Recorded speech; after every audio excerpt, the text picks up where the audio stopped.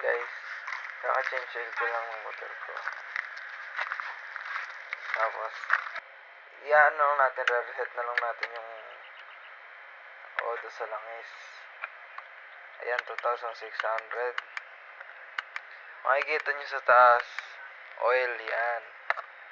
Yan, ito. 2,637